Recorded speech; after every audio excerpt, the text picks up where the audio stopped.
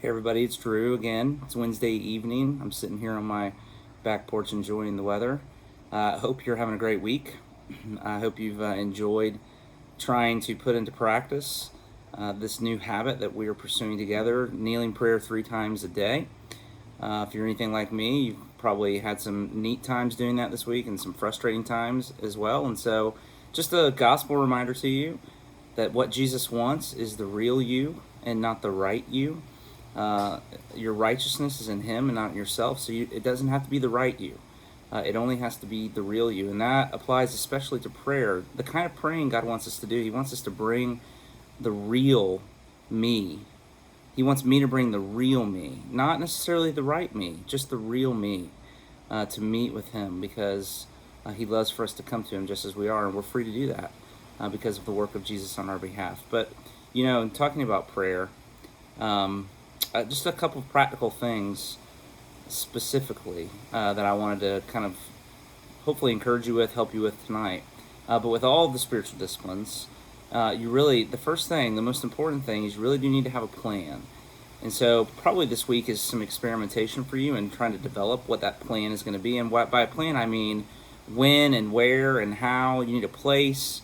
You need to know kind of the times you're gonna do this, or maybe even some of the tools and furniture or whatever the case might be. I know I've been on Amazon this week looking at kneeling benches. I want to buy a kneeling bench that I can just push underneath my bed so that I can pull it out and pray right there beside my bed, because my floor is too hard to do that without something like that. So there just a plan of some kind of how you're going to go through the day.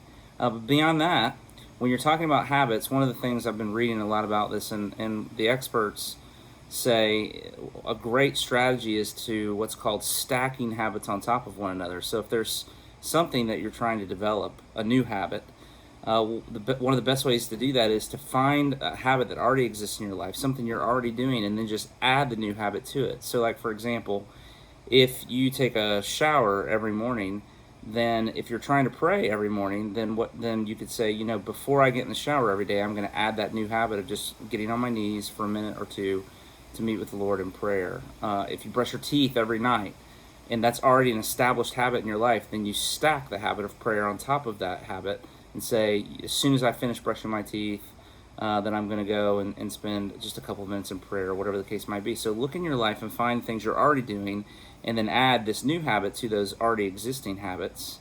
And don't be afraid to do practical things. Use your phone.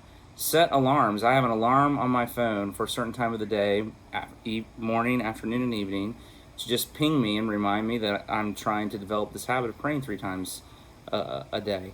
Don't be afraid of using resources, particularly at the beginning. We tried to give you a bunch of books of written prayers and so forth to look over. You can find those in the worship folder from this past Sunday.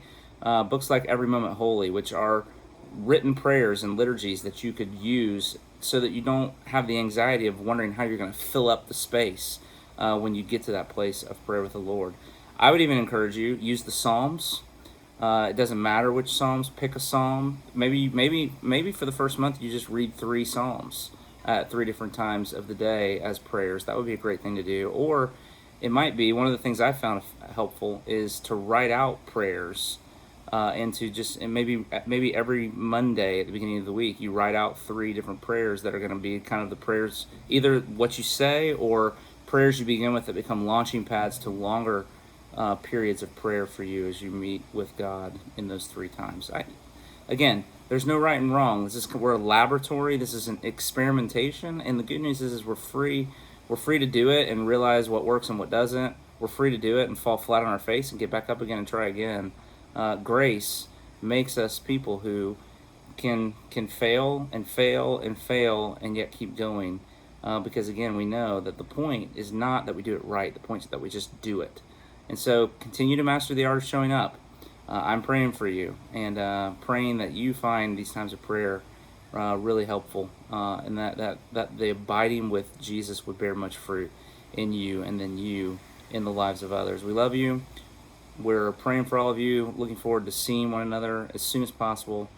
Keep praying for that and for our leaders as we try to make decisions. But God bless you, okay? We'll see you soon.